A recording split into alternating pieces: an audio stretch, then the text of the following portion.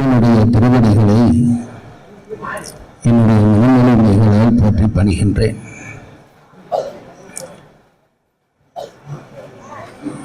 சென்ற நூற்றாண்டிலும் இந்த நூற்றாண்டிலுமாக தன்னுடைய சொற்பொழிவுகளால் நிலை பெற்று சைவ உலகத்துக்கு ஞானத்தை இன்று வரை கொடுத்துக் கொண்டிருக்கிற வாரியார் சுவாமிகள் திருவடிகளை என் தலையில் சூட்டி பணிவுடன் வணங்குகின்றேன். எங்களை எல்லாம் நல்லபடி அறிமுகம் செய்து வைத்து இந்த வழக்காடு மன்றத்தை ஆரம்பித்து வைத்திருக்கக்கூடிய புகழனார் ஐயா அவர்கள் திருவடிகளுக்கு எங்கள் எல்லோருடைய பணிவார்ந்த வணக்கங்கள் உரித்தாகட்டும். நாங்கள் வரும் வரையும் பொறுமையோடு அற்புதமான சொற்பொழிவாற்றிய ஐயா அவர்கள் திருவடிகளையும் வணங்கி மகிழ்கின்றேன். கூடியிருக்கிற பெருமக்களே, தாய்மார்களே, இளையோர்களே, குழந்தைகளே, உங்கள் அனைவருக்கும் என்னுடைய பணிவு சார்ந்த வணக்கங்களை தெரிவித்து இந்த வழக்காடு மன்றத்தை ஆரம்பித்து வைக்க இருக்கின்றேன். வழக்காடு மன்றத்தில் வழக்கை சமர்ப்பித்தும் மறுத்தும் உரையாட வந்திருக்கக்கூடிய என் அன்பு சகோதரர்களுக்கு என்னுடைய வணக்கமும் வாழ்த்தும் உரித்தாகட்டும்.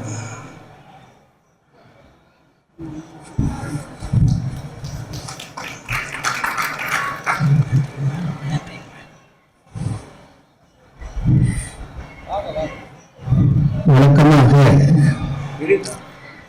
எத்தனையோ ஆலயங்களிலும் இலக்கிய மேடைகளிலும் பேசி முடித்தவர்கள் தான் நாங்கள் எல்லோரும். இதை நான் ஆணவத்துக்காக சொல்லவில்லை. இந்த மேடையிலே ஏறுகிற பொழுது எங்களை அறியாமல் எங்களுக்குள்ளே ஒரு நடுக்கம் பிறக்கிறது என்ற உண்மையை நான் ஒத்துக்கொண்டுதான் ஆக வேண்டும்.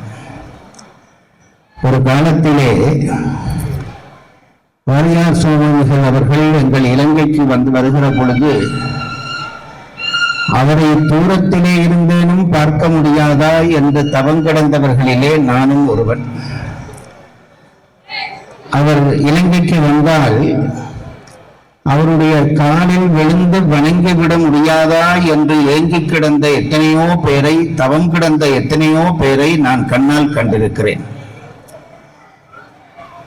வாரியார் சுவாமிகளுடைய அந்த அவர் பிறந்து வளர்ந்த இந்த மண்ணிலே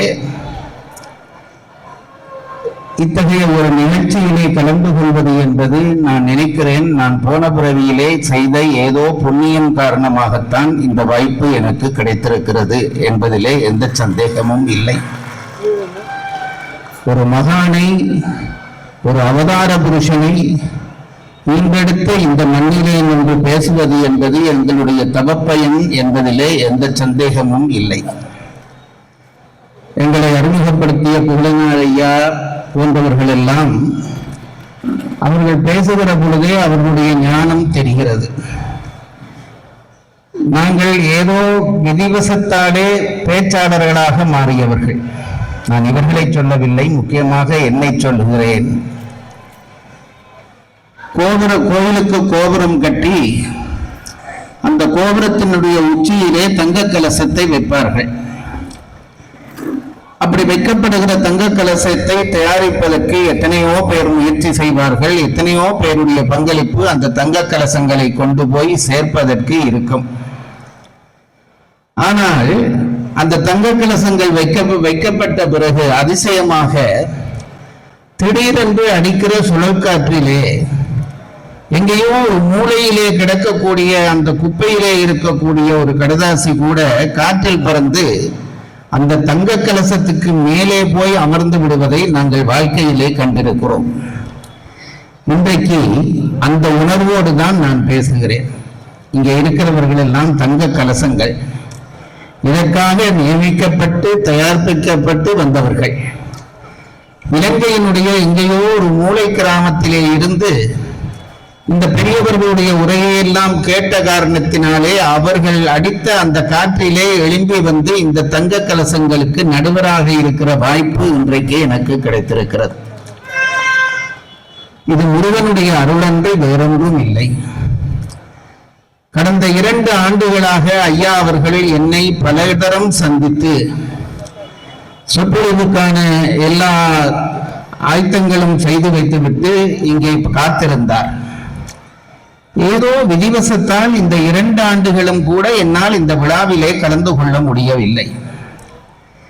அதனாலே இந்த முறை ஐயா என்னிடம் வருவார், என்னை பேச கேட்பார் என்று நான் ஒரு கிஞ்சித்தும் நினைத்திருக்கவில்லை.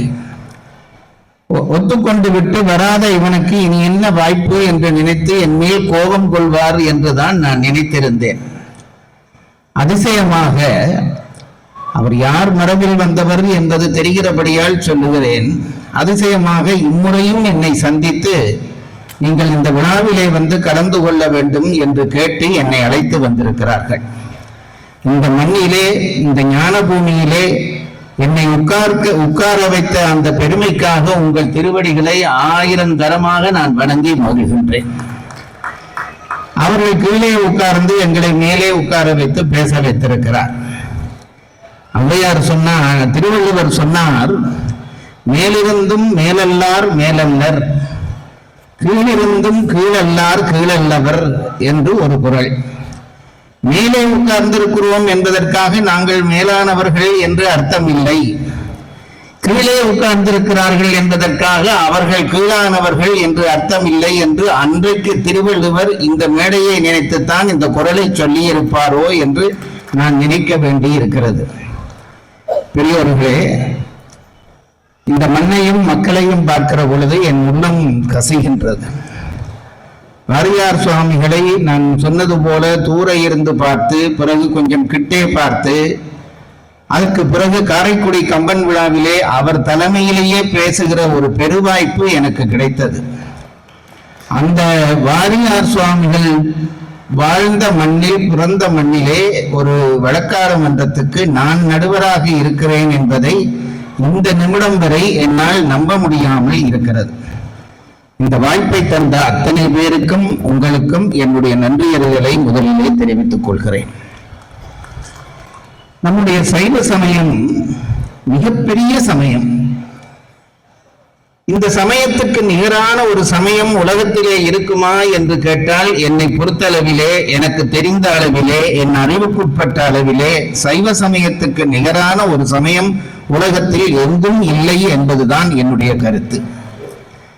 இதை நான் சொல்வதால் மாற்று சமயங்களை நான் தாழ்த்துகிறேன் என்று யாராவது நினைத்தால் அது தவறு. என்னுடைய சமயம் உயர்ந்தது என்று சொல்லுகிற உரிமை எனக்கு உண்டு.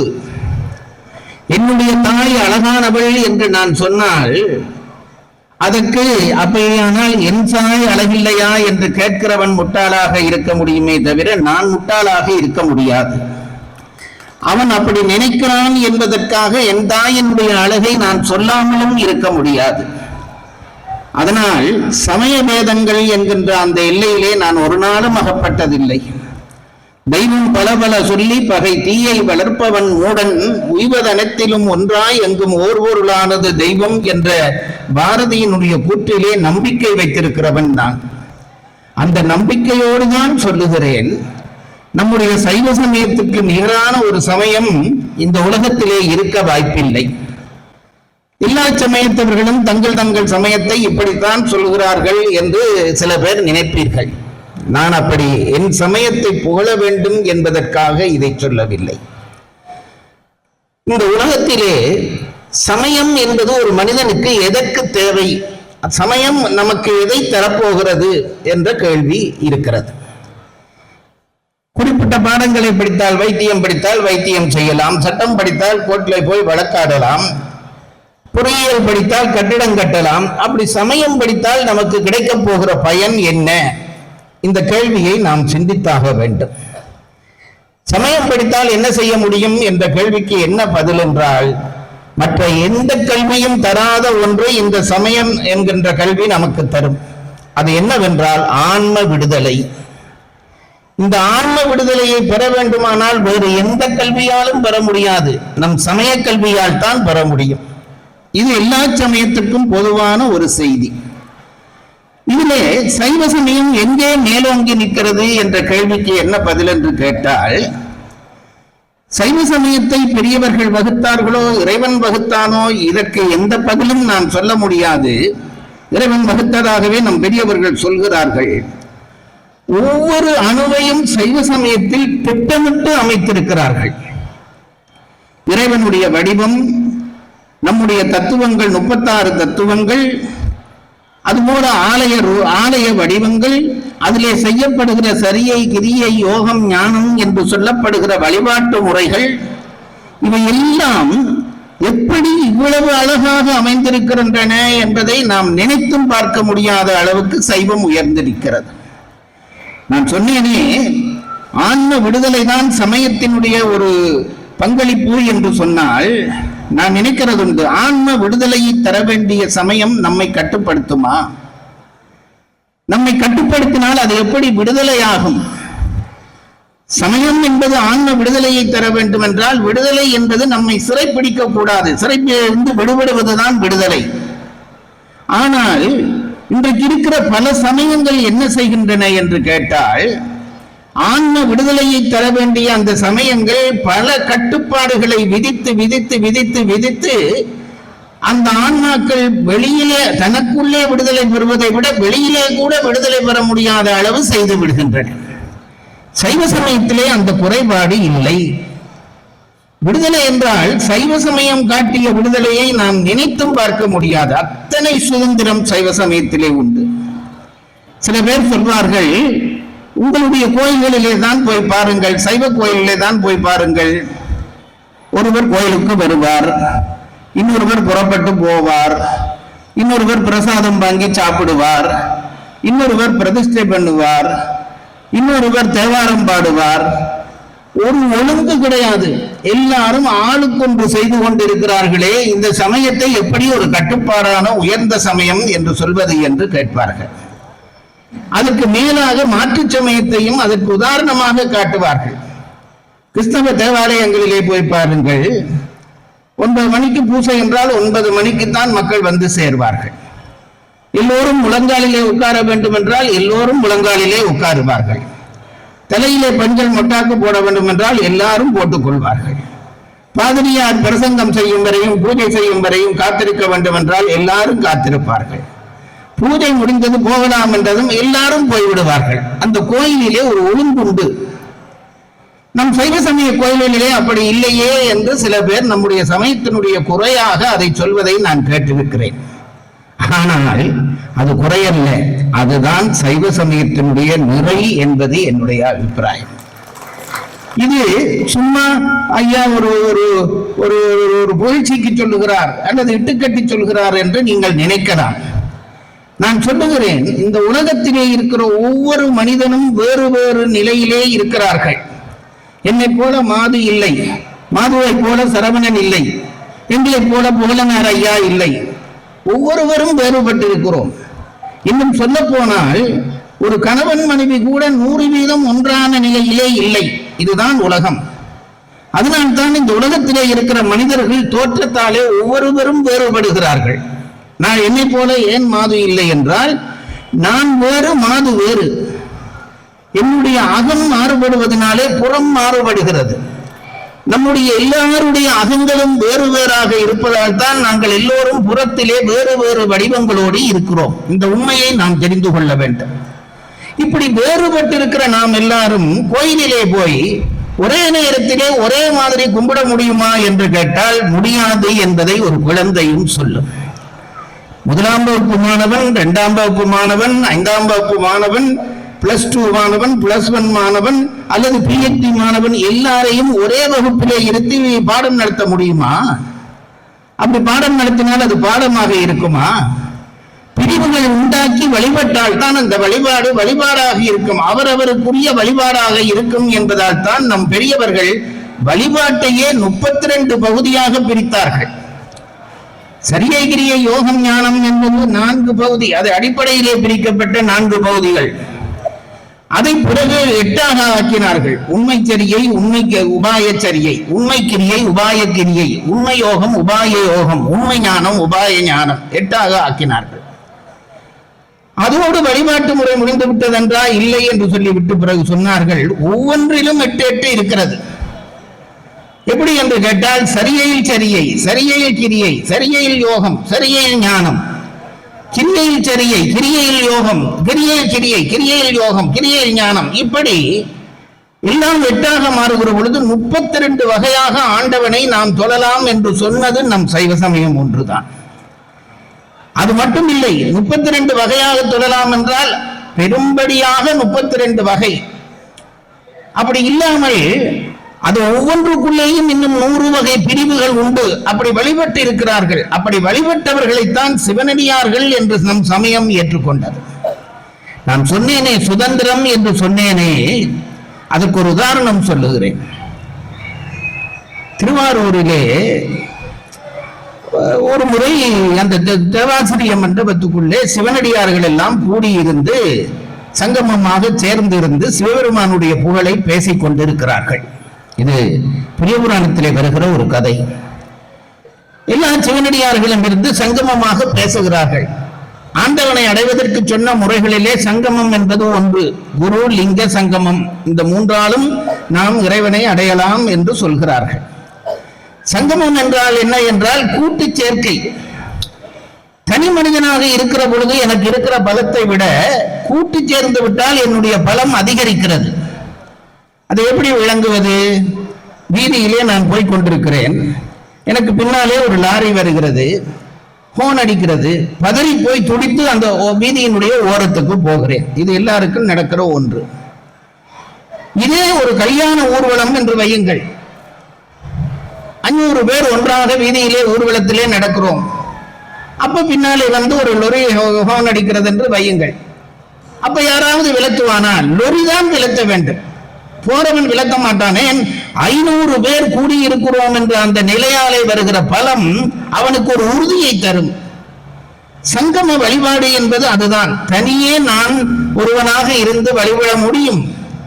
அதிலே வரக்கூடிய பலத்தை விட நாங்கள் பல பேர் ஒன்று சேர்ந்து வழிபட்டால் வரக்கூடிய பலம், இந்த ஆன்ம பலம் என்பது மிக அதிகம் என்றுதான் அதையும் இறைவனை அடைவதற்கான ஒரு வழியாக சொன்னார்கள். தேவாசிரிய மண்டபத்திலே சைவ பெரியார்கள் எல்லாரும் கூடி, சிவனடியார்கள் எல்லாரும் கூடியிருந்து சிவனுடைய பெருமையை பேசுகிறார்கள். அந்த கூட்டத்திலே விரல்மிண்டர் என்று ஒரு அடியார், நம் சிவனடியார்கள் 63 அவரும் ஒருவர், விரல்மிண்டர் என்று அவருக்கு பெயர். கொஞ்சம் கோபக்காரன். நம்முடைய சைவம் தான் எல்லா உணர்வுபட்ட மனிதர்களையும் அடியார்களாக ஏற்றுக்கொண்டது. இவர் கொஞ்சம் கோபக்காரன். அவருடைய கோப இயல்பு உண்டு இருந்திருக்கும் போல் தெரிகிறது. அவரும் அந்த சிவனடியார் கூட்டத்திலே இருந்து சிவன் பெருமையை பேசிக் கொண்டிருக்கிறார். அப்பொழுது சுந்தரர் அந்த வழியாக கோயிலுக்குள்ளே வந்தார். சுந்தரர் யார் என்று உங்களுக்கு தெரியும். ஆளாள சுந்தரர் என்று சொல்கிறோமே, அவர் யார் என்றால் சிவபெருமானுடைய அம்சமாக விளங்கியவர். சிவபெருமான் ஒரு முறை தன்னை அழகாக அலங்கரித்துக் கொண்டாராம். அலங்கரித்துக் கொண்டு, சிவபெருமானுக்கு கூட அந்த இயல்பு இருந்திருக்கிறது, தன்னை அழகாக அலங்கரித்துக் கொண்டு ஒரு கண்ணாடியிலே தன்னை பார்த்தாராம். அவருடைய அழகு சொல்லவா வேண்டும்? அவருடைய அழகை அவரே ரசித்து சுந்தரத்தோடு இருக்கிற அந்த வடிவத்தை பார்த்து சுந்தரா வா என்றாராம். அந்த வடிவம் புறப்பட்டு தனியே வந்தது. அவர்தான் சுந்தரர் என்று சொல்கிறார். அப்படிப்பட்ட சுந்தரமூர்த்தி நாயனார் வருகிறார். சிவபெருமானுடைய அம்சமாகவே கருதப்படுகிற சொல்லப்படுகிற ஒரு அடியார் வருகிறார். வந்து பார்க்கிறார். இந்த தேவாசிரிய மண்டபத்திலே சிவனடியார்கள் எல்லாம் கூடி இருந்து சிவன் பெருமையை பேசிக் கொண்டிருக்கிறார்கள். சுந்தரன் நினைத்தார், இந்த நேரத்திலே இடையிலே போகலாமா? எப்பொழுதும் சில சிந்தனை நடந்து கொண்டிருக்கிற பொழுது இடையிலே நடமாடக்கூடாது. நான் இந்த சபைக்கும் சேர்த்துத்தான் சொல்லுகிறேன். எல்லோரும் ஒருமித்த முறையிலே இருந்து கேட்க வேண்டும். இப்போ சுந்தரர் வந்தார். சுந்தரர் என்ன நினைக்கிறார்? ஐயோ, இவ்வளவு பெரிய சிவனடியார்கள் எல்லாம் உட்கார்ந்து இருக்கிறாரே, நம்முடைய சொற்பொழிவாளர் ஐயா இருக்கிறாரே, புகழனார் ஐயா இருக்கிறாரே, இவர்களுக்கெல்லாம் ஒரு வணக்கம் சொல்லிவிட்டு கோயிலுக்குள்ளே போகத்தானே வேண்டும் என்று சுந்தரர் நினைத்தார். அடுத்த நிமிடமே அவருடைய மனம் சொன்னது, எல்லோரும் சிவன் பெருமையை பேசிக் கொண்டிருக்கிறார்கள், இதற்கு இடையிலே நான் போய் ஒரு தரம் வணக்கம் என்று சொன்னால் அவர்கள் தங்கள் பேச்சுகளை நிறுத்திவிட்டு எனக்கு வணக்கம் சொல்வார்கள்.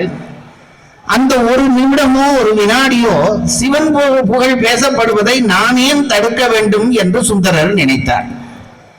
நினைத்தவர் என்ன செய்தார் என்றார், நான் ஏன் இடையிலே போனால் தானே அவர்கள் என்னை வணங்குவார்கள், நான் அவரை வணங்குவேன், இந்த சங்கமம் குறைவுபடும் என்று நினைத்துவிட்டு ஒருவருக்கும் வணக்கம் சொல்லாமல் ஒரு பக்கமாக கோயிலுக்குள்ளே போய்விட்டார். சிவனடியார்கள் யாரும் இதை கவனிக்கவில்லை.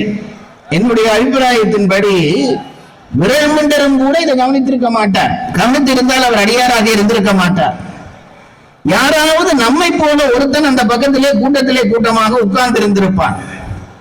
அவனுக்கு யாரையாவது இன்னொருவரோடு சண்டை பிடிக்க வைப்பதிலே அவனுக்கு ஒரு சந்தோஷம். அவன் என்ன செய்தான், சுந்தரர் போறதை கவனித்தான், இவர்கள் கவனிக்காததையும் கவனித்தான். இங்க ஒரு சண்டை மூட்டலாமே என்று நினைத்தான். அதுக்கு யார் பொருத்தமானவர் என்று பார்த்தான். சும்மாவே கோபம் வருகிற ஒருத்தர் உட்கார்ந்து இருக்கிறார், விரல்மண்டர் என்று அவருக்கு பெயர்.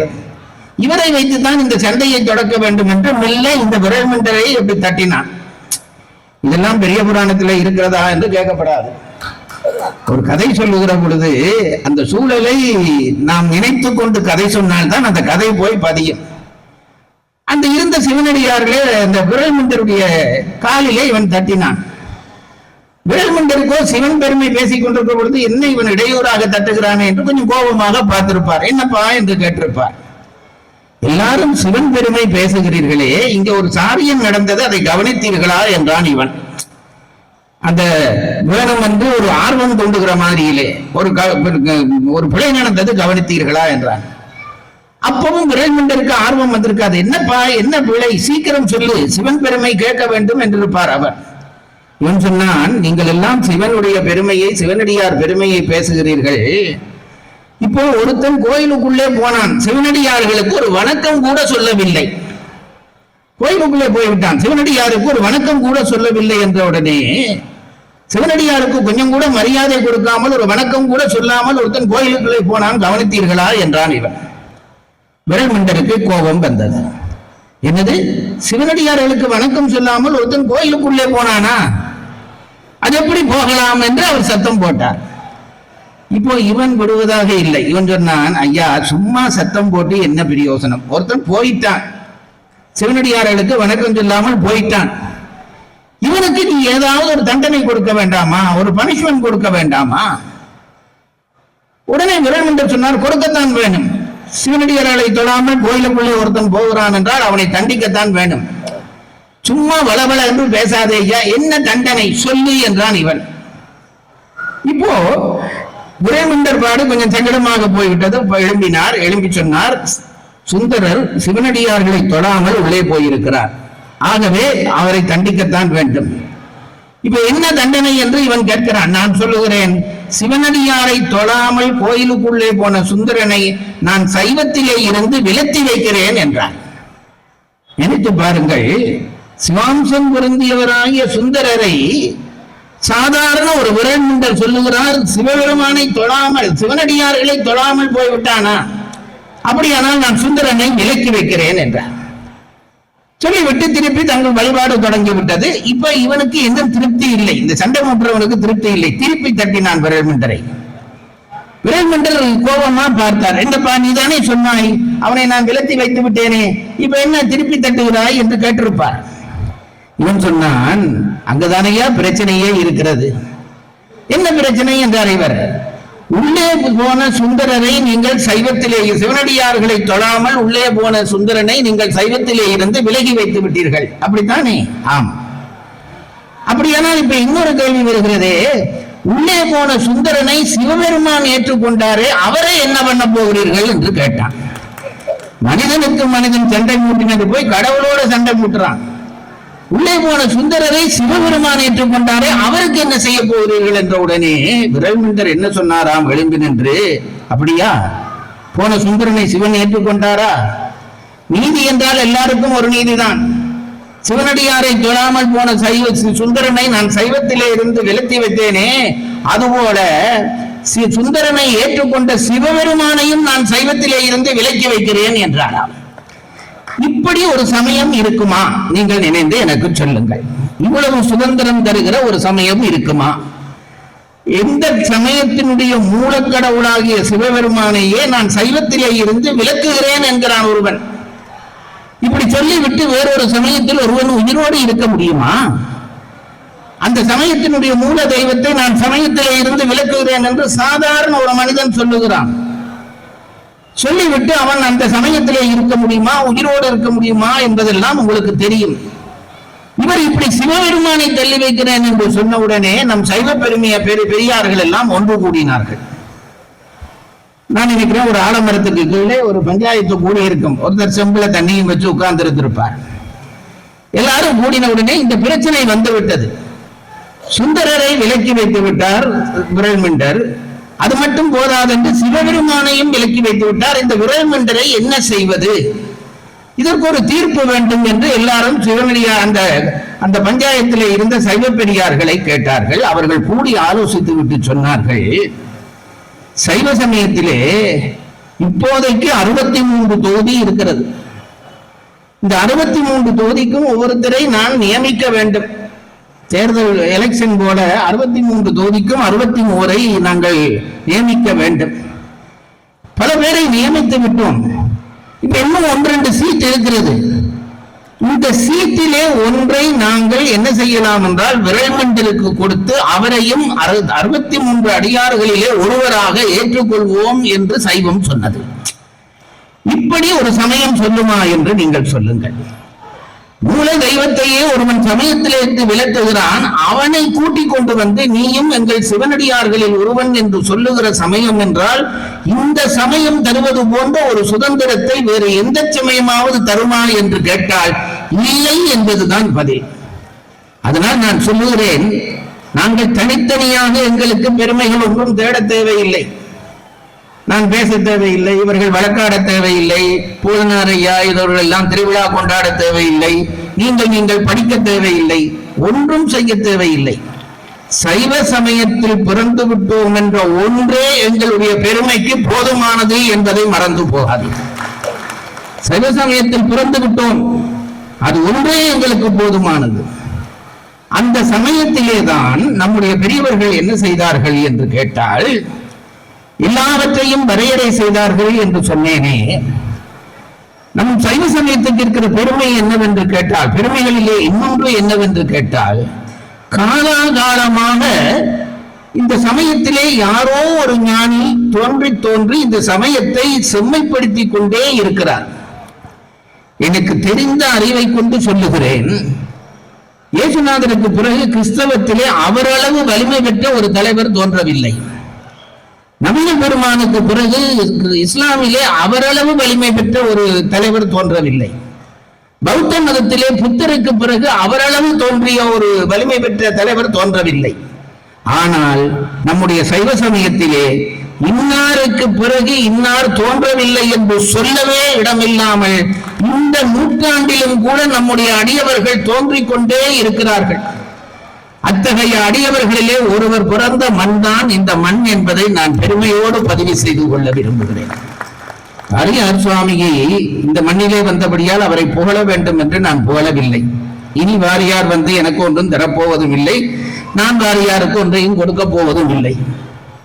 வாரியார் சுவாமிக்கு இருந்த பெருமை என்னவென்றால் சமயத்தை பேசினார் என்பதல்ல, பேசினபடி வாழ்ந்தார் என்பதுதான் வாரியார் சுவாமியினுடைய பெருமை. இன்றைக்கு நாங்கள் எல்லாம் பேசுகிறோம், பேசிவிட்டு மேடையை விட்டு இறங்கினால் எங்கள் பேச்சுக்கும் எங்களுக்கும் பெரும்பாலும் தொடர்பு இருப்பதில்லை. ஒரு சிலரை தவிர்த்து சொல்லுகிறேன், இருப்பதில்லை. வாரியார் சுவாமி அவர்கள் பேசியபடி வாழ்ந்து காட்டினார்கள். வாரியார் சுவாமி செய்கிற சிவபூசையை பார்ப்பதற்கென்று எத்தனை பேர் போட்டி போடுவார்கள் தெரியுமா? அவரை பார்த்தாலே அந்த தெய்வ ஒளி பொங்கும். அத்தகைய ஒரு மகான் தோன்றிய மண்ணிலே இருந்து கொண்டுதான் நான் இந்த செய்தியை சொல்லுகிறேன். நம்முடைய சமயத்துக்கு இருக்கக்கூடிய பெருமைகளிலே பல பெருமைகள் உண்டு. அதை சொன்னால் இன்றைக்கு நேரம் போய்விடும், வழக்காடு மன்றத்துக்கு நேரம் போய்விடும் என்றபடியால் சுருங்க சொல்லுகிறேன். காலாகாலத்துக்கு இறைவன் ஒவ்வொருவரை அனுப்பி பாடல்கள் பாட வைத்து அல்லது ஏதோ செய்தி சொல்ல வைத்து சைவ சமயத்தை புது பொலிவு குறையாமல் இன்றைக்கு வரையும் வைத்திருக்கிறார்.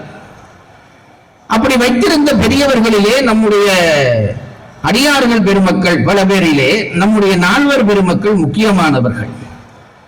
ஆண்டவனுடைய அருளை நினைந்து அவர்கள் பாடிய தேவாரம், திருவாசகம் போன்ற பாடல்கள் சைவ சமயத்துக்கு காப்பாக இருந்து வந்தன. ஆனால் அது தொகுப்பாக இருக்கவில்லை. அங்கங்கு பாடிய இடங்களிலே அந்த பாடலை வைத்துவிட்டு அவர்கள் போய்விட்டார்கள். இந்த பாடங்கள் தனித்தனி கிடந்தால் அழிந்து போய்விடுமே என்று ஒருவர் கவலைப்பட்டார். அவர் யார் என்று கேட்டால் நம்பியாண்டார் நம்பி என்கின்ற ஒரு பெருமனிதன். சின்ன வயது. அவருடைய தந்தையார் ஒரு அந்தனர், பிள்ளையாருக்கு பூசை பண்ணுவார். இந்த கதை உங்களுக்கு தெரிந்திருக்கும். பிள்ளையாருக்கு பூசை பண்ணுகிறவர். இந்த தந்தையார் ஒரு நல்ல வேலை செய்திருப்பார் என்று நினைக்கிறேன். காலையிலே பிள்ளையாருக்கு பிரசாதங்கள் செய்து தட்டத்திலே எடுத்துக்கொண்டு போகிற பொழுது இந்த பிள்ளை பார்த்திருப்பான். இவர் கொண்டு போய் பூசை எல்லாம் முடிந்த பிறகு இந்த பிரசாதத்தை தனக்காகவோ வீட்டிலே இருக்கிறவர்களுக்காகவோ கொண்டு வந்திருக்க மாட்டார். அந்த கோயிலே இருக்கிற பிள்ளைகளுக்கு எல்லாம் பகிர்ந்து கொடுத்திருப்பார். வீட்டுக்கு வருகிற பொழுது இந்த வெறும் தட்டு தான் வீட்டுக்கு வருகிறது. இந்த பிள்ளை ஒரு நாளும் பார்த்தான். அப்பா எங்கே போகிறார் என்று கேட்டால் அம்மா சொல்கிறார், பிள்ளையாருக்கு பூசை பண்ண போகிறார். இந்த பலகாரங்கள் எல்லாம் பண்ணி கொண்டு போகிறாரே, அது யாருக்கு என்றால் அது பிள்ளையாருக்கு கொடுக்க கொண்டு போகிறார்.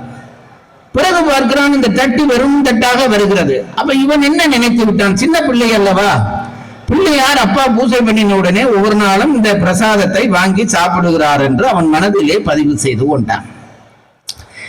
பெற்றோர்கள் வாழ்கிற முறைப்படித்தான் பாருங்கள் பிள்ளைகள் வாழ்வார்கள். அதை நாம் மறந்து போகக்கூடாது.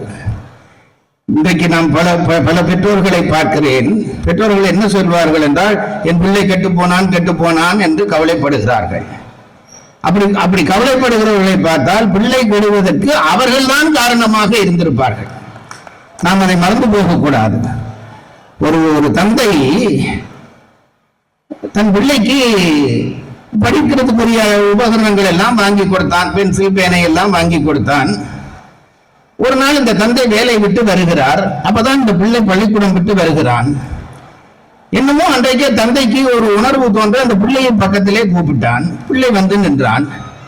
உன்னுடைய புத்தக பையை கொடு என்றார் இவர். இவன் பயத்திலே கொஞ்சம் விழித்தான். குடு என்று தந்தை அந்த பையை பிடுங்கி எடுத்தார்.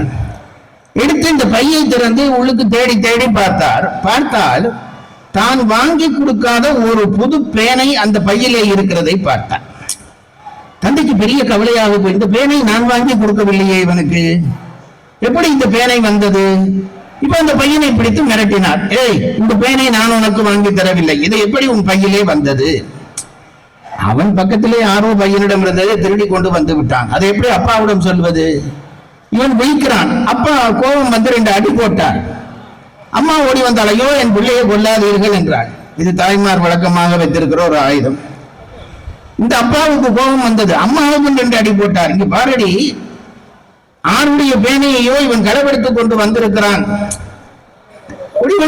இவன் சொன்னவனே இந்த தாய் சொன்னால், தெரியாம பண்ணிவிட்டான், மன்னியுங்கள் என்றான். இது என்னடி தெரியாமல் பண்ண வேண்டும்? அப்பா சொல்றார், இது என்னடி தெரியாம பண்ண வேண்டும்? இவனே பேனையை திருட வேண்டும்? நான் தான் ஆபீஸில் இருந்து வாரம் 10 பேனை திருடி கொண்டு வந்து இவனுக்கு கொடுக்கிறேனே என்றான். நம்முடைய பிள்ளைகள் தான் பிள்ளைகளை பிழையாக்குகின்றன. நம்முடைய உயர்வுகள் தான் பிள்ளையை உயர்த்துகின்றன. இந்த அந்தனர் இந்த பிரசாதத்தை கொடுத்து விட்டு போனதை பதிவு செய்து வைத்திருந்தான். இந்த பிள்ளை ஒரு நாள் தந்தைக்கு சுகமில்லை. தந்தை என்ன செய்தார், இந்த பிள்ளையை கூப்பிட்டு, நீ உனக்கு எல்லாம் பூஜை முறைகள் சொல்லி தந்திருக்கிறேன் தானே, இந்த பிரசாதத்தை கொண்டு பூஜை பண்ணிவிட்டு வா என்று சொல்லி அனுப்பினார். இவர் அந்த பூஜை செய்வதற்காக போகிறார். இந்த சின்ன பிள்ளை அங்கே போகிறான். பிள்ளையாருக்கு பூஜை எல்லாம் அபிஷேகம் பண்ணினான், எண்ணெய் காப்பு வைத்தான், எல்லாம் பண்ணிட்டு பூஜை பண்ணினான். பூஜை பண்ணி பிரசாதத்தை வைத்து, பிள்ளையாரே பிரசாதம் கொண்டு வந்திருக்கிறேன், சாப்பிடு என்றான். கற்பிள்ளையார் சாப்பிடுவாரா? அவர் வழக்கம் போல அப்படியே இருக்கிறார். இவன் திரும்பி சொன்னான், சாப்பிடு என்றான். பிள்ளையார் சாப்பிடவில்லை. இவன் பயந்து போனான். அப்படியானால் நான் செய்த பூஜையிலே ஏதோ பிழை என்று தானே நீ வந்து சாப்பிடாமல் இருக்கிறாய். நான் வீட்டுக்கு போனால் அப்பா என்னை அடிப்பாரே, ஆகவே நீ சாப்பிடும் வரைக்கும் நான் இந்த இடத்தை விட்டு போக மாட்டேன் என்று சொல்லி பிள்ளையாரை கட்டி பிடித்துக் கொண்டு அவருடைய வயிற்றிலே தன் தலையை போட்டு அடித்தான். சாப்பிடவா என்று அடித்தான். பிள்ளையார் இறங்கி விட்டார். வெளிப்பட தோன்றி அந்த பிரசாதம் முழுவதும் சாப்பிட்டார். பின்னரும் பூஜை முடிந்து வந்து வீட்டிலே காட்டுகிறான். அந்த தட்டம் வெறுமையாக இருக்கிறது. அப்பா கேட்டார், எங்கே கொண்டு போன பிரசாதம் என்று எல்லாம் என்று கேட்டார். இவன் சொன்னார், பிள்ளையார் சாப்பிட்டு விட்டானப்பா என்றான். அப்பாவுக்கு ஆச்சரியம், பிள்ளையார் பிரசாதம் சாப்பிடுவாரா? அவர் 40 வருஷமாக பூஜை பண்றவர், அவருக்கு அப்படி ஒரு நாளும் சாப்பிட்டதில்லை. இவன் பொய் சொல்லுகிறான், இவன் சாப்பிட்டு விட்டு வந்து அல்லது நண்பர்களுக்கு கொடுத்து விட்டு பொய் சொல்லுகிறான் என்று நினைத்து கொண்டு, வா இப்போ நான் பிரசாதம் செய்து தருகிறேன், பிள்ளையாருக்கு கொடு, சாப்பிடுகிறாரா பார்க்கலாம் என்று சொன்னால், இந்த பிள்ளை அழுது வந்தான். பிரசாதத்தை பிள்ளையாருக்கு முன்னாலே வைத்தான். அப்பா சந்தேகப்படுகிறார், சாப்பிட்டு காட்டு என்று உடனே பிள்ளையாரே வந்து சாப்பிட்டார். அவர்தான் இந்த நம்பியாண்டார் நம்பி. இவருக்கு என்ன ஆசை? நம்முடைய பெரியவர்கள் எல்லாம் பாடி வைத்த பாடல்களை எல்லாம் தொகுத்து திருமுறைகளாக்கி வைக்க வேண்டும் என்று விரும்பினார். அதற்கு அந்த ராஜராஜ சோழ அரசனும் துணை செய்தான். இந்த திருமுறைகள் எங்கே இருக்கிறது என்று ஐயா சொன்னாரு. நம்முடைய உவேசா ஐயா போல தேடி தேடி எல்லா இடத்துக்கும் போனார். சிதம்பரத்திலே ஒரு இடத்திலே இந்த திருமுறைகள் ஒரு அறையிலே பூட்டி வைக்கப்பட்டிருக்கிறது என்று அறிந்தார். அங்கே போய் அந்த திருமுறைகளை பெற்று அதை பதிவு செய்ய வேண்டும் என்று முயற்சித்தார். அங்கே இருந்து அந்தணர்கள் சொன்னார்கள், இது தேவார முதலிகள் நமக்கு கொண்டு வந்து வைத்து இந்த அறையை பூட்டி விட்டு போயிருக்கிறார்கள், இதை திறக்கிற உரிமை நமக்கு இல்லை, அவர்கள் 3 பேரும் வந்தால்தான் இதை திறந்து தர முடியும் என்று சொல்லிவிட்டார்கள். இந்த கதை உங்களுக்கு சினிமாவிலையும் பார்த்திருப்பீர்கள். அரசனிடம் போய் சொன்னார் இவர். அரசன் செய்தி அனுப்பினான் தில்லை அந்தணர்களுக்கு, நாளைக்கு 3 நம்முடைய சிதம்பரத்துக்கு வருகிறார்கள், தயார் பண்ணுங்கள் என்றார். இவர்களுக்கு ஆச்சரியம், 3 இந்த காலத்திலே வருவார்களா என்று வியந்தார்கள். அடுத்த நாள் இந்த 3 பேருடைய விக்கிரகங்களையும் செய்து கொண்டு பல்லக்கிலே ஏற்றி கொண்டு வந்தான். இப்போ கீழே இந்த அந்தணர்கள் செழித்தார்கள், இது சிலைகளை அல்லவா கொண்டு வந்திருக்கிறீர்கள், 3 வந்தால் தானே இதை திறக்க முடியும் என்று நாங்கள் சொன்னோம் என்று அவர்கள் சொன்ன உடனே இந்த ராஜராஜ சோழன் கேட்டானாம், சிதம்பரத்திலே நீங்கள் பூஜை பண்ணுகிறது சிலையா அல்லது சிவனா? அது சிலை என்றால் இதுவும் சிலைதான், அது சிவன் என்றால் இவர்களும் 3 தான் என்று சொன்ன உடனே அந்த வாதத்தை மறுக்க முடியாமல் திறந்து அந்த திருமுறைகளை எடுக்க கொடுத்தார்கள், தேவாரங்களை எடுக்க வழி பண்ணினார்கள். அதிலே சில தேவாரங்களை கரையான் கண்டு விட்டது. கவலைப்படுகிறார் நம்பியாண்டார் நம்பியார், கிடைத்தற்கரிய இந்த தேவாரங்கள் சிலது அழிந்து போய்விட்டதே என்று கவலைப்பட்ட பொழுது, காலத்துக்கு ஒவ்வாதனவற்றை நான் அழித்து விட்டேன், மற்றவற்றை தொகுத்தவை என்று சொல்லுகிற பொழுது அந்த தேவாரங்களை எல்லாம் எடுத்து தொகுத்தவர், திருமுறைகளாக தொகுத்தவர் தான் நம்பியாண்டார் நம்பி. இந்த திருமுறைகள் ஆரம்பத்திலே எப்பொழுதும் நான் சொல்லுகிறேன், தனித்தனியே கிடந்தால் சிதைந்து போய்விடும், அதையே ஒரு மாலையாக கட்டிவிட்டால் நிரந்தரமா நிற்கும். அப்படித்தான் இந்த திருமுறை பாடல்களை எல்லாம் தனித்தனியாக கிடந்தால் தொலைந்து விட போகிறது என்று திருமுறைகளாக இந்த நம்பியாண்டார் நம்பி வகுத்தார். இது வரலாறு. இதிலே ஒரு செய்தி இருக்கிறது, நம்பியாண்டார் நம்பி வகுக்கிற பொழுது 7 திருமுறைகளைத்தான் வகுத்தார் என்று சொல்கிறார்கள். மற்றவை பின்னாளிலே சேர்க்கப்பட்டன, அதற்கு பிறகு கடைசியாகத்தான் பெரிய புராணம் சேர்க்கப்பட்டது என்பதெல்லாம் செய்திகள். இது பற்றி நான் இப்பொழுது இது சரி இது பிழை என்று ஒன்றும் சொல்ல மாட்டேன்.